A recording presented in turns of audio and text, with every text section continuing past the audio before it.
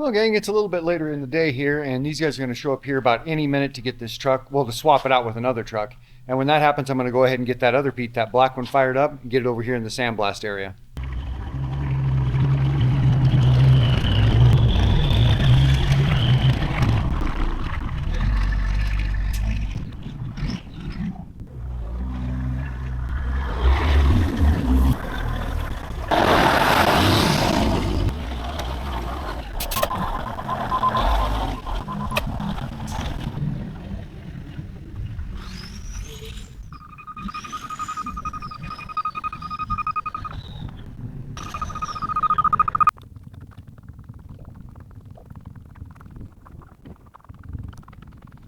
Now we're going to leave this backed into the shop part of the way for now, because I still need to be able to get my car in and out easily, because we've got to run to a different town, take care of some business here this afternoon, and then when I get back I'll go ahead and pull this truck down where it's going to be. That way I'm not kind of blocking myself in. Well, gang, by the time we got back from town, we realized there was a severe storm moving in on us, and we looked on the radar, and it is a decent sized one, and it's going to be here within about half hour or so. So I went ahead and just pulled that truck inside, because hail is supposed to be a possibility here, and I don't need this truck. I don't even know if it is hailed out. I'm just assuming it is because of how old it is and the fact that there's failing clear coat on the hood, so it makes it really difficult to see. But I noticed on the fenders there's hail dents, so I mean, why wouldn't there be? But I don't want this truck getting even more hailed out while it just sits here in the driveway right outside the shop door, have this big hailstorm roll through and just really damage it right before I put it under the knife. I didn't feel like any of that, so I just went ahead and backed it in the shop. And what we'll do is tomorrow morning I'll just get the crew started on it like we normally would. We'll just get going, taking parts off of it, wiping it down with thinner, figuring out what we're going to do, what we're not going to do, getting a game plan formed. And at that point, even after we have it masked up, I could pull it out and sandblast it if I need to. But I can just about any time between now and the time that I need the chassis actually primed and painted. So it's not going to be a problem to just leave the truck in the shop here this afternoon and tonight, and then tomorrow morning get a good fresh start on it, and then go ahead and just get to, like I said, taking parts off and wiping it down and getting a game plan going here. Good morning. I do have my work cut out for me. Very odd. I was pretty impressed.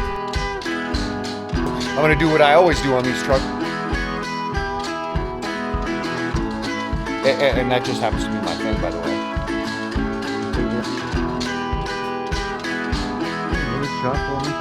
This paint job's probably 5-6 years old. All right, I'm pretty happy with that.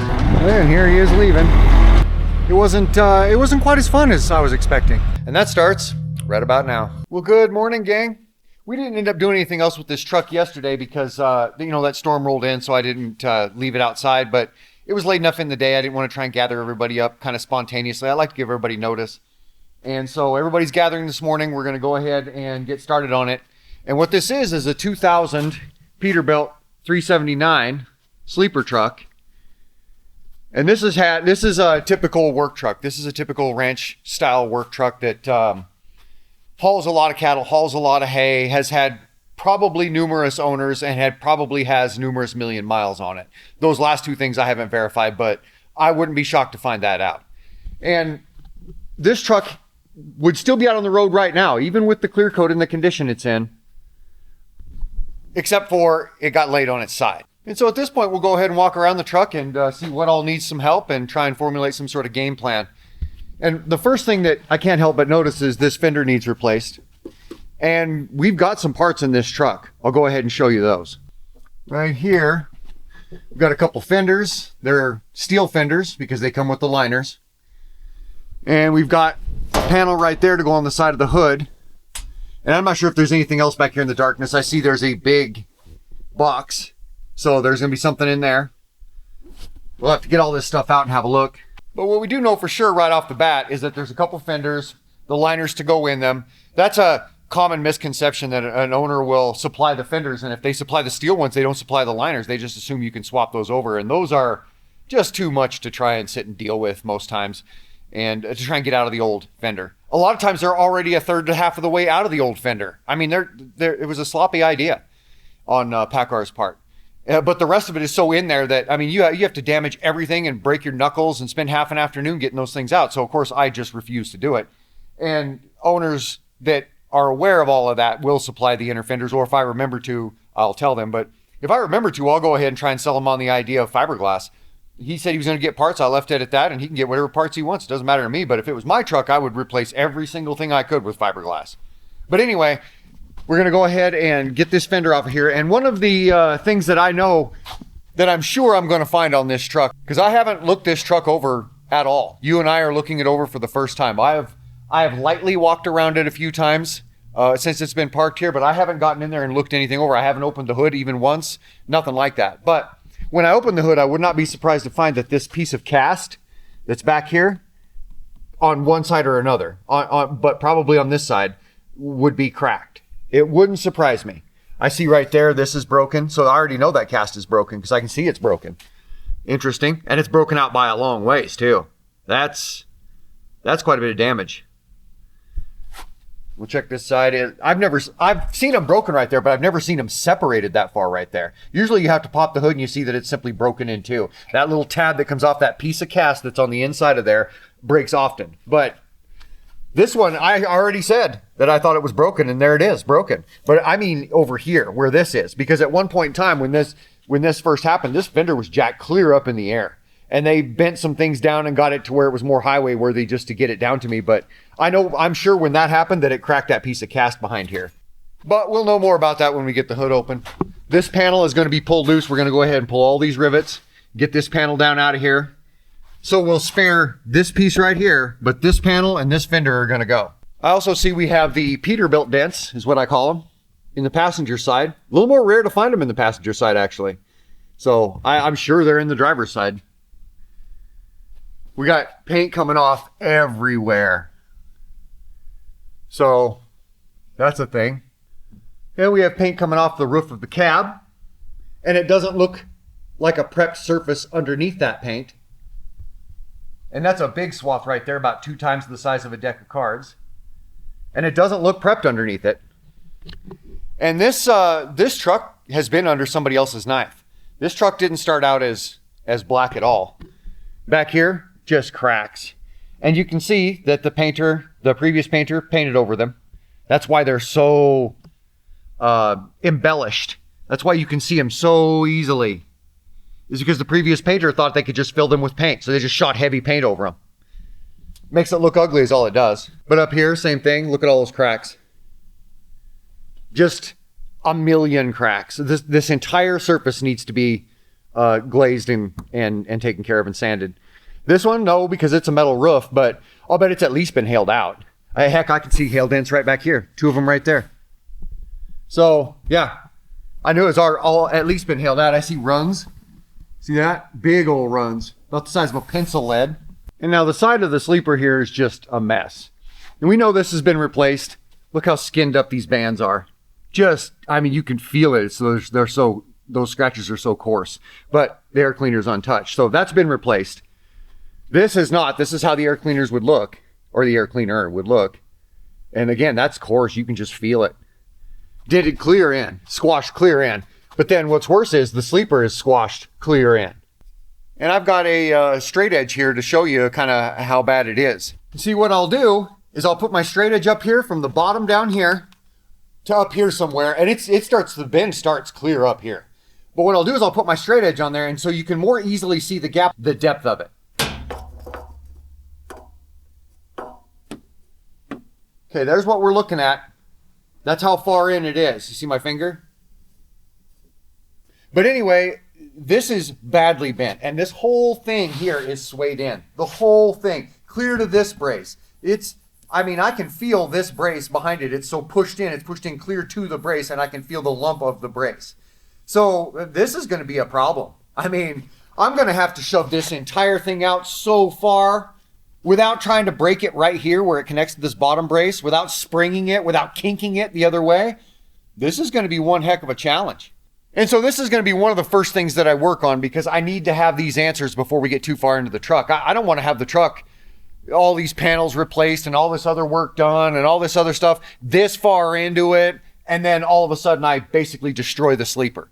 Because at that point we'd have to pull panels and we'd have to replace braces and panels on the outside since we have them off anyway. I mean, it would just become a heck of a big deal. And I don't want to be so far into it because then we're ordering parts and we have this truck that's all masked up and halfway done just sitting in here. And so then I have to pull it outside and expose it to the weather while we do other stuff while we're waiting for parts. I don't feel like any of that. Simply put, I just need to be able to get on this first. So if parts do need to be ordered, we can be working on the rest of the truck while they're getting here. Easy as that. But that is the first thing I'm going to do. Another thing we're going to do is we're going to go ahead and remove, like when we remove these headlights, we're going to at that time remove these all these rivets. We're going to get all these panels, that panel pulled off here, the fenders pulled off. We'll get the hood open and I'll see if this is broken back here. We'll have to make some decisions if it is. And as I mentioned, we know this truck has been under somebody else's knife. We know it's been painted before. We know it was blue, and not just the fenders.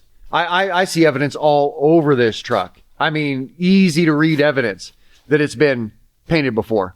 For one thing, they did the classic super thin single coat of clear because they were so afraid of getting runs from rivets. They just did one really thin, quick coat of clear, and the clear is just busted up. This might be a 2000 model, but I don't know when it was painted. This could be a 4-year-old paint job. They put the clear on so thin that the sun just gets right through it, and it's probably cheap clear. It wouldn't surprise me to find it's some of that really cheap no-name clear you can get offline. And then back here's where I see all kinds of evidence that somebody else has already painted this truck. I mean, just tons of evidence, like this right here. You can see that this is bodywork that didn't get filled in all the way. See the ridges around it? That's not natural. That's not a dent. That's bodywork that's been fixed badly. And of course, here's the paint peeling up all the way to the metal. So who knows what that's going to end up meaning. But I see other dents that were addressed but not fixed as I look over in the gloss. So there's all sorts of evidence that this truck has been under somebody else's knife before. Here's a good one.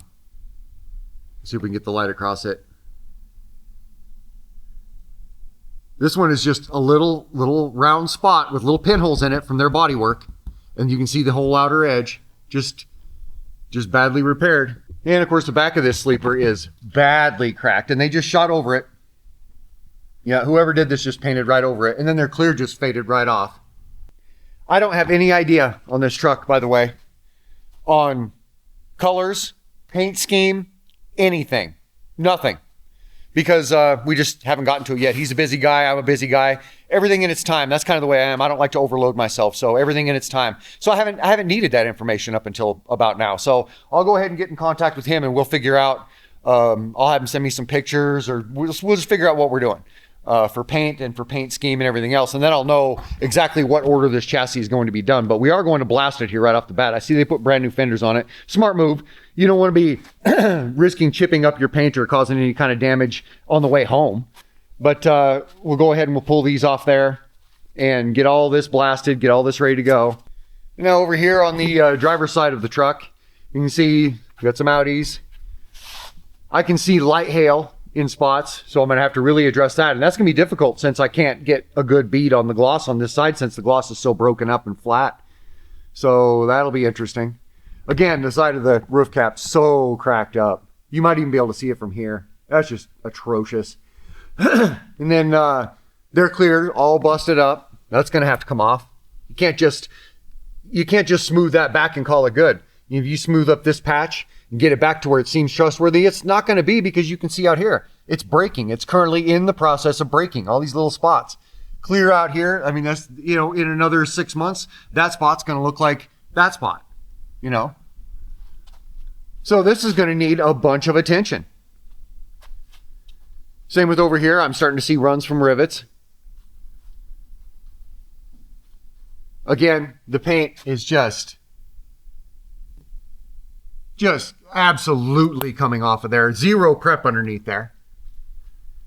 I don't know what all the previous painter did, if they replaced the roof cap and never got around to prepping it, or if they replaced any doors. I never know for sure exactly what a truck's gone through. I know this one's been painted, but who knows? For all I know, it had a tree fall on it or something, and they replaced the door and the roof cap, and that starts to explain why I'm seeing so much unprepped, completely bare metal underneath. I don't really know for sure. But we do know that it has been painted, and we do know that it's a mess. You see right here, clear coat's all broken up. Something's going to need to happen here. We're going to replace this fender, pull this headlight. We're going to pull these panels and leave them off because he's got chrome he's going to put on this truck when they get it back. So these panels are coming off and staying off. That panel, same with on the other side, and the same with the visor. We're going to pull it off there and not put it back on. They've got a different one for it.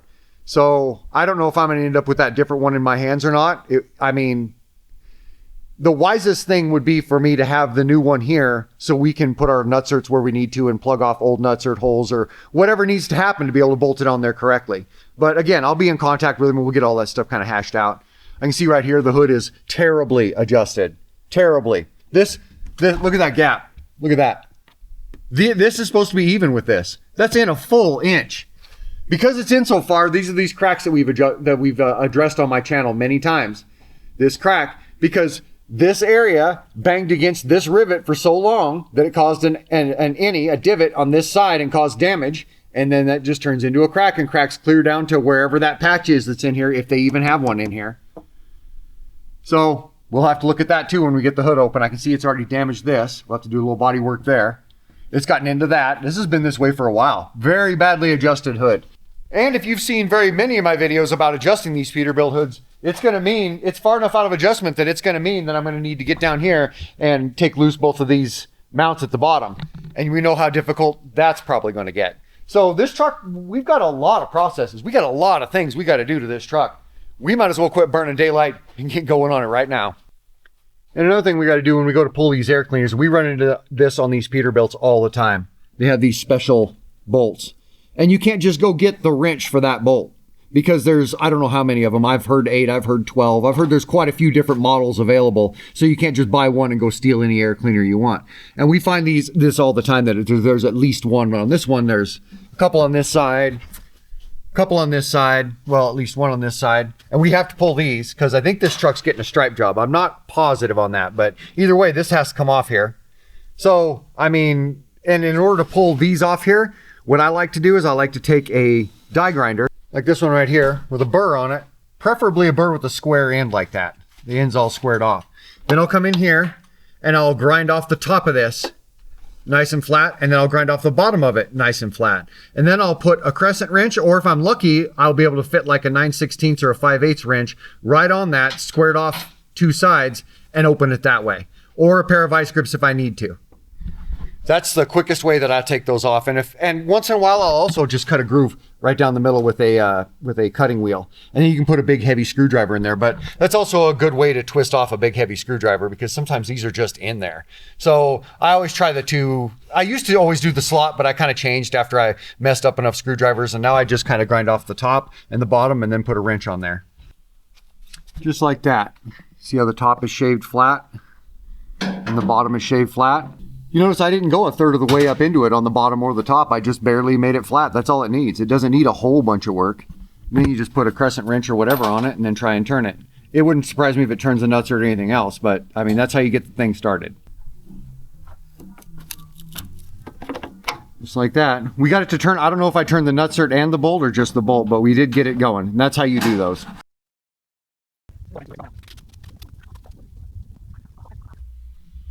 Just like that. It's up off the ground about 6 inches. That's far enough to do what I got to do. It's held up by a chain there. Now I can go ahead and not worry about it when I go to pull it out to blast it and back it back in the shop.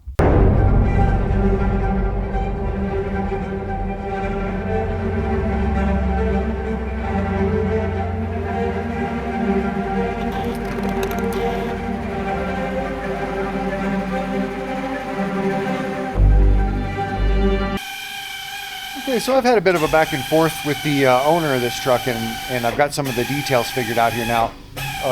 It turns out this truck is going to be painted solid black just like it was, and the chassis we're going to leave completely alone. And about 40-50% of customers do that. They're just don't paint chassis. Around half of the customers that I deal with don't paint chassis, and the other half do. And he said he doesn't want to do anything with this chassis, so we're going to go ahead and mask it off. I'm not going to sandblast it. We're basically good to go right where the truck sits. We're going to go ahead and finish tearing parts off, finish tearing these off, stuff like that, and get it all masked up.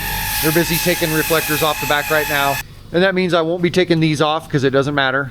I can deal with these. The problem is it's going to truck's this old, it will inevitably spin probably around 50% of the nutserts that you then have to cut out of there and replace with other ones, and for no good reason. The truck is black and it's going to be black. And there's no stripe scheme down here for this to interrupt. So this can go ahead and be masked up, and that's exactly what we're gonna do. And another thing I noticed here is that this door, when this truck came down on the ground, it bent this mirror in, and you can see it's got some bent features to it. But it bent this, it hit this hard, and these parts have probably been replaced. This one is not, but it looks like all these out here have. But either way, it's shoved into the door, and you probably can't tell, but I mean, this door is shoved in a quarter to a half an inch at least, on the brace and everything. All this up here from where the weight of the truck hit here, forced this in, and it just bent the door. Now the door is just dished in.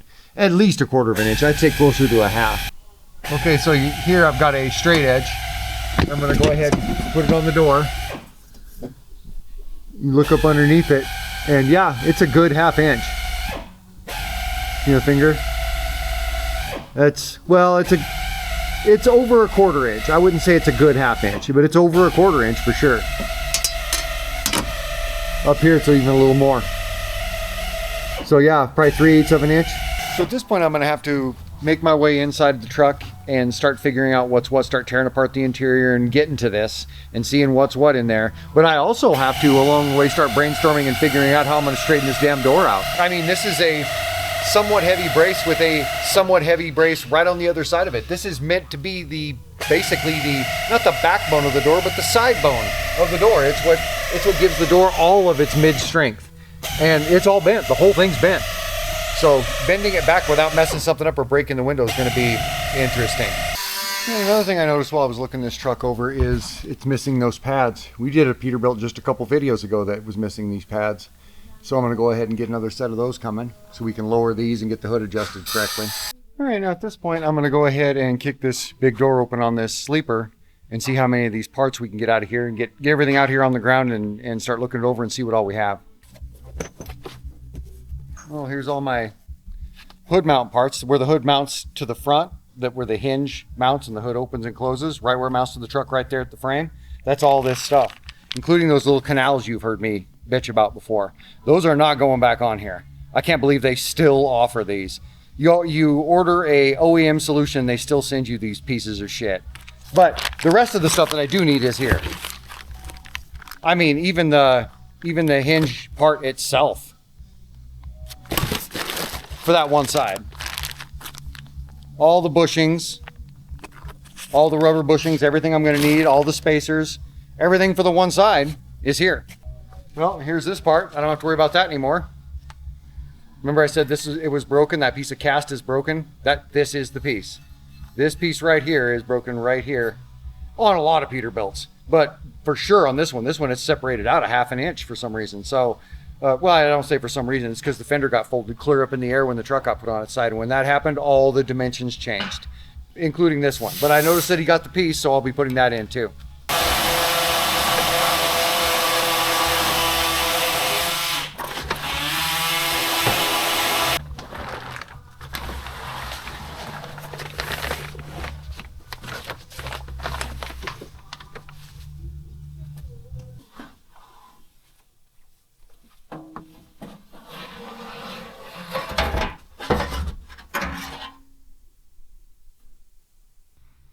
Okay, so we have two inner fenders. We have two outer fenders, and there's going to be a right and a left here. So I am going to take this paper off and make sure we have both a right and a left and see if there's any shipping damage. There almost always is. And then we have this brace. It's going to go on the inside here. And at this point, I'm not 100% convinced we need it. I'm going to look things over. Once I get over there and really start looking it over, I'll start to try and figure out why he ordered this brace. If there's something that's there that they saw that I haven't seen yet, and there could very well be, since I haven't gotten in there and looked it over at all. But when I do get up there and look it over, I'll determine whether or not it actually needs this brace and needs to go through that part of the process. And if it does, it will.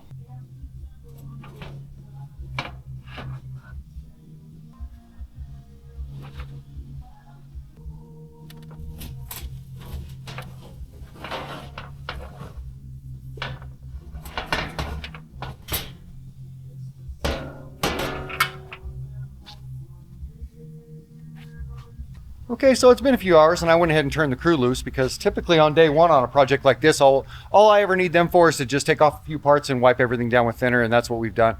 So now I'm gonna go ahead and turn my attention, since I've talked to this owner, as I mentioned, and we're not doing anything with the chassis. I was gonna spend this afternoon working on the chassis, but since we're not doing that, I'm gonna go ahead and use that time working on something that I probably should have done a few days ago, and that's put together those stools. So here's all the parts, but here's these stools. And all the other parts, all the other legs and all the other components, it's all under here. Haven't even unmasked these yet. Haven't done anything. Haven't unmasked any of the feet. Haven't done anything. I just hauled it over here and got back on course because I was looking to get that sleeper truck done, and we did. But it's been a few days at least, and now I need to go ahead and get these stools put back together. So I'm going to get these parts moved over there and get going on it. Well, look, here's Marcy out in the shop, and you can find her out in the shop often. Huh, Mars? Yeah, you're a good girl. We all get along with her really well. She doesn't get along with other cats at all, but we get along with her. Yeah. I know. She's a good girl. And she would have had herself a tough time if she'd ended up at a pet shelter, I'll tell you that. Because the way her personality is, and as slow as of a learner as she is, if she'd have gotten adopted at all, she'd have been brought back basically every time. It would have been, this is why we took her on, it's because she's unadoptable. She's a slow learner and absolutely detests other cats. So, but we're getting it figured out, and she's getting to where she coexists with them just fine anymore.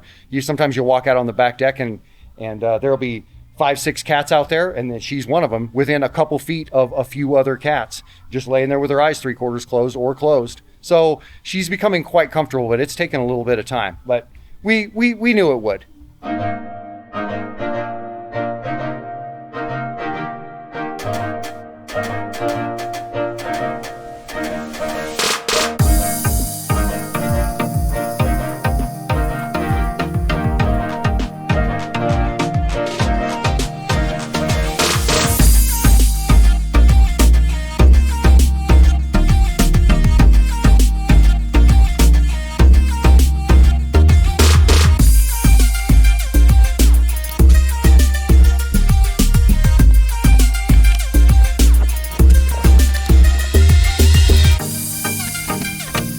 Okay, gang, got one of them done, completely put back together. Turned out pretty darn nice. Now we'll go ahead and move this over there and get the other one over here. Get started on it.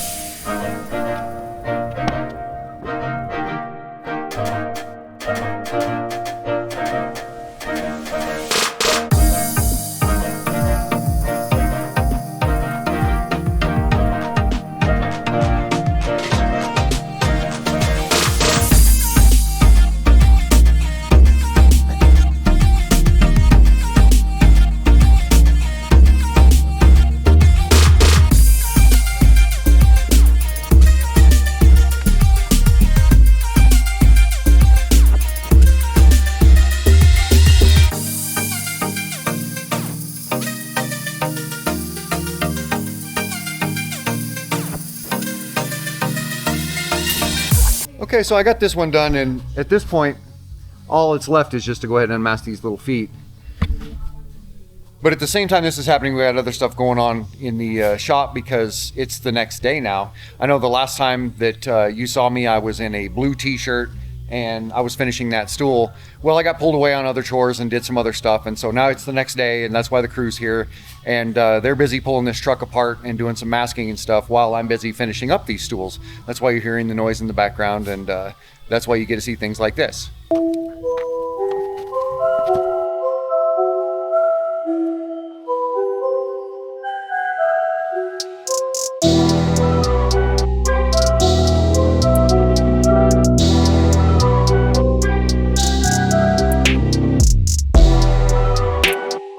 Okay, here we have some really old stools that are from whatever year I don't know, and they're probably not from the same year. They're not a match set, although they kind of look like it now. They just happen to belong to the same owner, and they do the same trick, which is they have this fold out.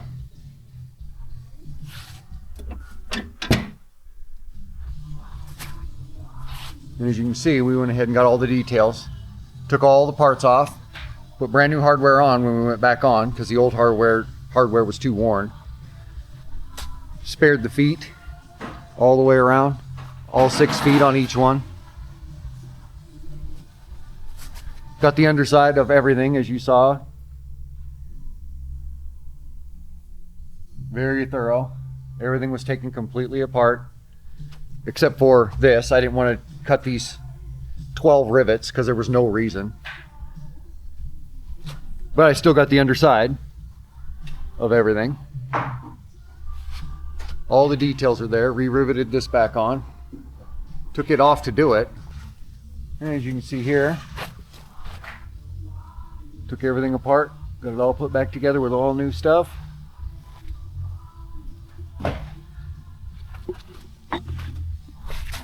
Everything works just as it should.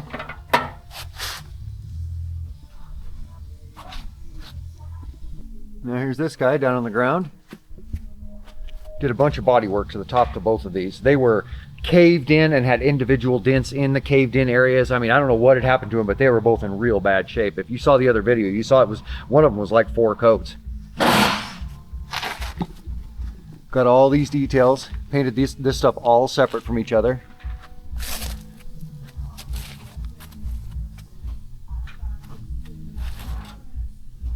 So here they are, all finished up, ready for many, many, many more years of service. And now at this point, we'll go ahead and put these in the other shop in storage, and we'll go ahead and get a hold of the owners, let them know that they're ready, and we'll get back to what we got going on here.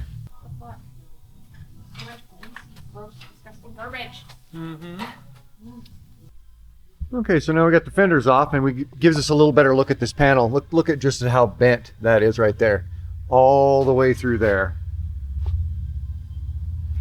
Yeah, this thing was a mess. The pictures that he first sent me of this right after it had happened were pretty atrocious. The fender was TP shaped and clear up in the air. They bent all that back down and bent everything back down and pinned it in place, like right in here where this is split. You can see they put the bolts with the bigger washers to be able to hold all this back together just to get it to me.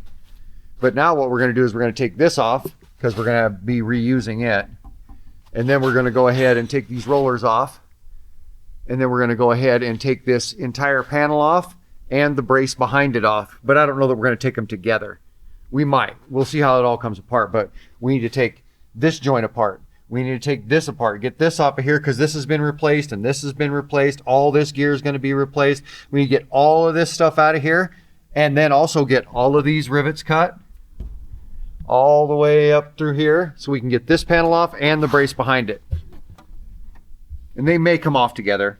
I mean, they would for sure if I wanted them to, and it's looking like that'll be the easier way. All right, well, we got that spacer pulled off here, and there was a lot of tension on it, as you can see by how this metal is bent out. There was a ton of tension. That's why you probably couldn't hear it on the video because I had it on high speed, but a lot of these were letting out a loud bang as soon as they would cut in two because of all the tension on them and the metal separating. Anyway, now we're going to go ahead and get this cow catcher pulled off here. It's not going back on. He's got another one to replace it. When the truck got laid over, this got bent this way, and it just broke and bent all kinds of stuff. I mean, even down to the center of this. It's fixable. I mean, this is fixable, but he's got another one he's going to throw on it, and then they'll pick this one up when they come to get the truck. So for now, we're just going to take it off here and leave it off here so it's not in our way anymore.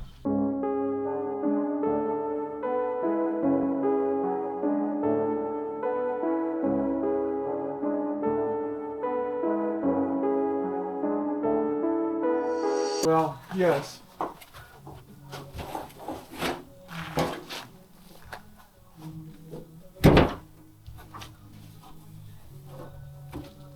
Okay, now at this point we've got the affected panels removed. We're just stripping the rollers and the other parts out of there, and of course all the nuts are spinning and stripped out, so we have to basically dig everything out. Now I'll come in here, get rid of these. I'll have to close the hood, get rid of these last few rivets here that are in the way. They're holding this chrome to this bracket, and then we'll get both of these brackets out of here at that point. Okay, now at this point I've gone ahead and cut the last remaining rivets. There's 4 of them. 2 right there, 1 right there, 1 right there. I think that's all of them. Now I'm going to go ahead and pry these 2 things apart from each other and hopefully just fold this up by itself. That way I can more easily pull this pin and just wiggle it off of there.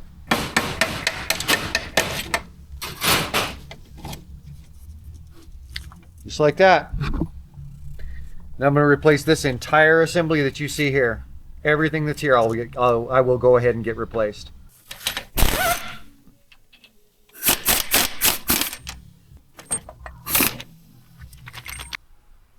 And now that I've completely removed that hinge and all that cast bracing that was right there, I can go ahead and easily close that gap completely. All the bolts have been removed, everything's been removed. I'll go ahead and pry this piece up out of there, which is actually this piece right here, broken off. And then I'll go ahead and set up a workstation close by, just a temporary table here close by where I can go ahead and get all those parts and get them assembled. Get the new cast piece and the new hinge assembled, probably with the old hardware with the nuts and bolts that held the other one together. Just swap them over to the new setup. Get it all set up as one big block and then install it that way. And at this point I'll turn my attention to the last rivet that I intend to cut here, which is this one. You can see that it broke this flange all the way out and around, and then part of it went back behind it, so now it's never going to go flat again. So I'll go ahead and cut that rivet off, get all that garbage out of there. Then when we go back together with this, I'll replace it with one of those chrome plated ones that goes in the grill, and I'll just put a big washer on the backside. I'll put a big washer on these two like they had it. That was a good idea when you have something ripped out like that. It is going to be held solid though down here by the fact that this is all going to be one piece of cast. Still, good idea to make it as secure as you can.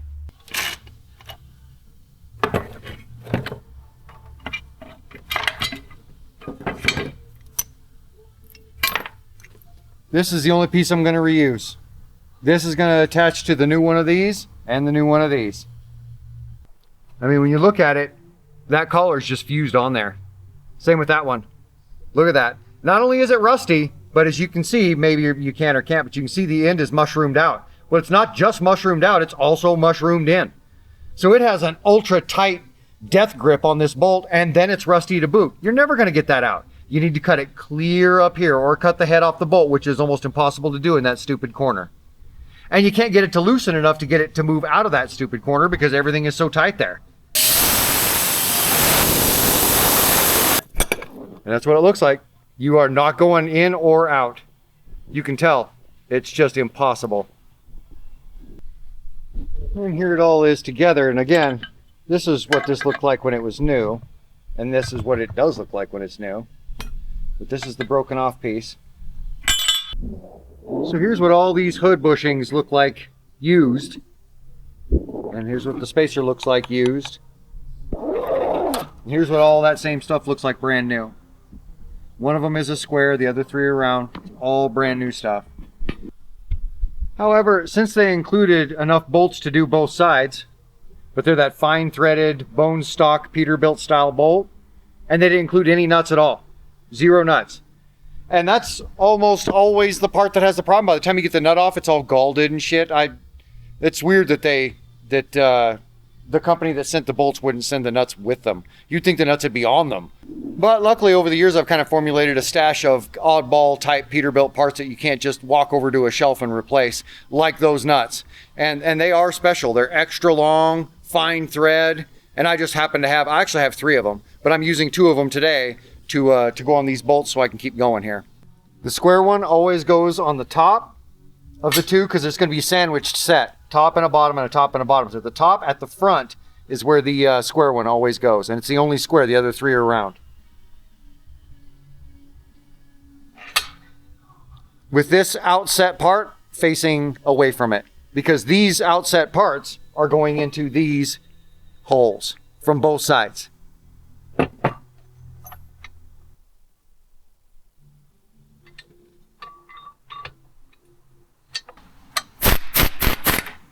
Now, this part still completely needs adjusted. The only reason I cinched it up was to make sure that those outset parts were slipped completely into those holes and sandwiched in there good and tight. Now I can go ahead and loosen it a little bit when I put this all together so I can still go ahead and adjust the hood. Okay, gang, at this point I'm going to go ahead and reinstall that part, but just before I do, I'm going to get some chrome-plated huck rivets with chrome-plated heads that are meant to go in the grill here. And I'm going to install one here, here, and here, all poking up. So I'll open the hood or lift up on the hood just a little bit and poke those up through. That way all those are taken care of and I can just set that on top of it. Then I can just install my hook rivet sleeves on the back side, my collars, and just rivet it right in place when the time comes. The other one here I don't need to put in here in advance because it's out here where I can still get to it. All right, here's what they look like with their little chrome head on them. That's what a chrome huck rivet looks like. They come in a lot of different sizes, but this is the length I'm trying to use today here. And here's the collar. And the collars come in different sizes too. They don't have to be quite this broad, but I always try and use a broad collar anytime I can. And here is one of the most heavy duty, most reliable huck guns ever made. Pretty well regarded in the aviation industry. These guys are the man. And this one I bought rebuilt with a warranty, so it's in great shape. And I actually have another huck gun that's by the RAT company, the RAT company, and it served me well for years, and it still works great. But I got this one just because I like having spares of stuff, and this was the most solid unit ever built according to a lot of people. So.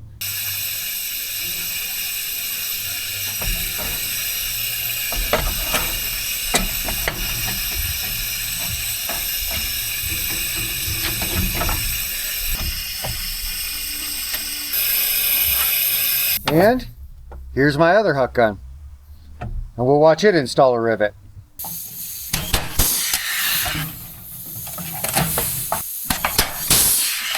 And now that I got those huck rivets installed and this piece is completely on there, I'm going to go ahead now and install the hinge pin and all the bushings in this spot. All right, got the bushings in the pin installed. Got the cotter pin in it. Now everything here is installed, nice and snug. Still needs adjusted, but we'll do that once the panels are all in place and the hood's closed for the final time. And at this point, I'm going to go ahead and start trying to remove some of this kind of stuff so I can get it swapped over to the new panel. Well, good morning, gang. As you saw yesterday, we got this all taken apart and we started getting it all put back together here with this brace right here. Now, today I'm not going to be working on this. It's Monday, June 29th, and I'm not going to be working on this truck much, if at all, because we just had 3 or 4 days where at least 3 of those days we got rain, and on those occasions we got 1/8 of an inch and then 1/4 of an inch and then 1/8 of an inch. Not very much, not very much at all, but enough to really get things going around here. So we've got yellow clover up everywhere, and as I had mentioned before, I want to get this bar ditch down here mowed to keep the grasshoppers down when the time comes, so my cats aren't down there messing with them all day right next to the highway, and also so the deer aren't right next to the highway, at least in this stretch, because we've had a few get hit. We've heard it happen from a different location on the property. We heard it happen one time, and that's because we live right at the top of a hill, so cars come zipping up over the top of this hill at 70 plus miles an hour, and all of a sudden they see a deer out of nowhere come up out of the ditch where the grasses or the weeds are 3 feet deep. It's easy for the deer to just disappear into them, and a person doesn't have enough notice right here at the top of this hill, so it's really kind of dangerous. And then once that happens and a deer gets hit, if I don't haul that deer out of here, then we're just going to have other animals showing up because of that deer. So it's just a mess I don't feel like dealing with. And now that I have this brush mower that I haven't put fuel in, I haven't done anything with it. I bought it and brought it home and unloaded it. That's it. I haven't even touched it yet. So I need to put fuel in it and oil in it probably, and get it all running and all that stuff so I can mow that bar ditch. But also I need to mow the garden here today. I'm actually going to be doing that first. So we might as well go ahead and get started on that. We'll take my mower.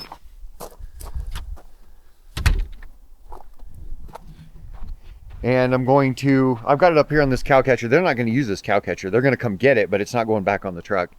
And so what I'm going to do is I'm just using the space so I can get up under there and sharpen those blades with a 3-inch roll lock with probably 24 grit or 36 grit.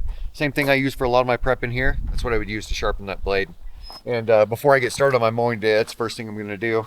Sharpen that blade up, and then I'm going to go ahead and get all these garden paths mowed and a lot of the stuff mowed around here, and a lot of the grass down here in the middle garden that's around all of the gardens. All that needs to be mowed down. We got some weeds getting pretty tall. I want to get all that done first while it's nice and breezy out this morning and cool, and then we'll see how this afternoon looks. And then, like I mentioned, I'm not going to be doing much on this truck today at all.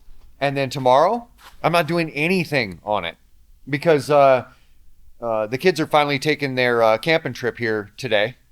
And so when they get out there, they're gonna go get their camp all set up and do what they're gonna do, spread their wings, right? And I'm doing what I'm doing today, so is Jen. But then tomorrow, basically first thing in the morning, Jen and I are gonna load up a couple of additional kayaks and go up there and meet up with them and spend the whole day at their campsite, kayaking and hanging out and doing whatever we do all day long, clear up until probably nighttime, and then we'll come back. So I'm not doing much with this truck today or tomorrow, but Today I am getting stuff done around here, and tomorrow we're getting some much needed R&R. Which, if you've seen enough of my videos and gotten to know me enough by now, you know that rest and relaxation for me isn't truly rest and relaxation. We hit that pretty hard too. Well, let's go get those blades sharpened. Get with it. We're burning daylight. Okay, well, we're into the early afternoon here, and I got all my mowing done today in the gardens and on the property. Now I'm going to go ahead and fire this guy up. I just got this brush cutter here the other day. I've never done anything with it. I just put it in the vehicle and brought it home and put it in that shed because it just wasn't time. But it's really breezy and fairly cool out today, so it'd be a good opportunity to get some brush mowing done. And so since it's new, I went ahead and put its first oil in it and its first fuel in it and that sort of thing. And I'm going to go ahead and get it fired up, get it down to the bar ditch, and I'll show you what I'm talking about. We'll go out front here.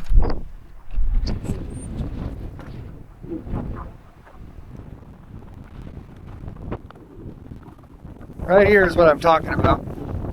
There's the shop. From there over, the city is already mowed. But from here down, it's out of city limits. I'm literally just out of city limits. And all this is what needs to be mowed. And even where the city did mow, from there on over, still from here over, could stand to be mowed. Because this is actually a culvert that usually collects trash. And this area down here all needs mowed down too. You probably can't hear me very well because of all the wind, but I'll try. But down here at this culvert area, just down the driveway there, this is where cats like to hang out. They got the shade of the culvert, they've got the possibility of catching rodents or whatever down there. But then there's this deep grass, and then they hunt grasshoppers and everything else down in this deep grass, and it's right next to the highway. I mean, look. Just up the hill from that deep grass, that is the highway. And then across the driveway here, same thing. The other end of the culvert.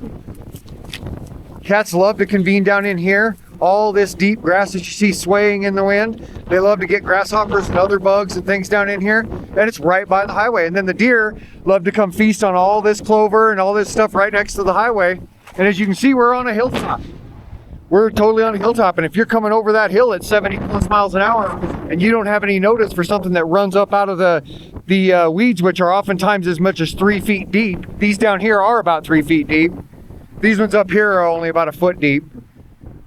But if a deer comes running up out of there, that person doesn't have any notice, and every year something gets hit right in here on either side of the highway. So I'll bring my brush mower down here and I will take away that food source. And that will help deter the deer and keep them out of here. And it'll help deter my cats and keep them from wanting to be down there because they won't have any cover down there anymore. Okay, so it's mid-afternoon and it's just been getting windier and windier and windier today, which is not a complaint. It's help keeping the sweat down and help keeping the dust away from me. All that debris being kicked up by this brush mower and all that stuff, if you're smart and you stay on the right side of it all just blows away. You barely even smell it. So it's working out pretty good rather than basically looking like a human vegetation statue, you know, with just everything stuck in sweat. And you're just covered. It looked like, you know, you were hiding for 2 days in lawn clippings. And at this point, I'm up here. I'm just replacing the strings that need it in the front, refueling. And I'm gonna go back down and get started again, and I'll show you what I've done so far. And you can see down in the bar ditch where I've mowed from my driveway down to about here, and you can see where it's still quite bushy. Averaging 2 to 3 feet deep. Some spots a hair deeper, a lot of spots it's about a foot up closer to the highway. But you can see right there's the line. And then I mowed on my other side of the driveway at least that far back. At least that much space on the other side of my driveway too. Clear out past the speed limit 70 sign. So now that's all good too. I mean, it's not like I care if there's wildlife close by. I grew up right next to wildlife in the woods, and I love having wildlife close by. I like walking out of my door and having a deer sometimes as close as 8 feet away. We just kind of look at each other as we pass, and that's about it. But I don't want them right down there because they're just going to get hit. Well, good morning, gang. Here it is first thing the next morning, and I spent basically my entire day yesterday mowing. I mowed the garden. I mowed all these paths. As you can see, all the paths in between everything we got mowed. A bunch of the weeds in between everything got mowed.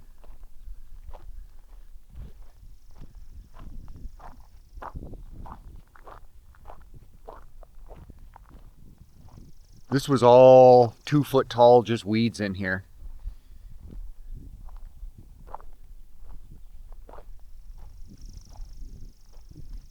Those are all raspberries. And I mowed the paths in the other gardens as well. And then as soon as I was done with that, I put up the mower and got out my brush mower and used it for the first time. And I showed you some of those results. And then I went back down to the highway after that and did some additional mowing. And I'll show you how that turned out. Like I mentioned, clear on the other side of that speed limit sign this way, and from here all the way down to there. You see that one lone tree standing right there? You can see right on the other side of it is all shaggy and 3 feet long, and this side's all mowed. So more than half of what spans my property, probably 3/4 of what spans my property on the one side. I haven't gotten anything done on the other side yet. My priority is this side first, and then I'll go to the other side and get it all mowed. But today, I'm not doing any of that. Instead, Jen and I are probably going to load up a couple of these kayaks and hit the road and go to a local lake about a half hour or so from here, I suppose, called Keyhole. And the crew went there last night, stayed there last night, and we're going to meet up with them today and spend the entire day with them, kayaking and hiking around and messing around, doing anything but working on yards and trucks.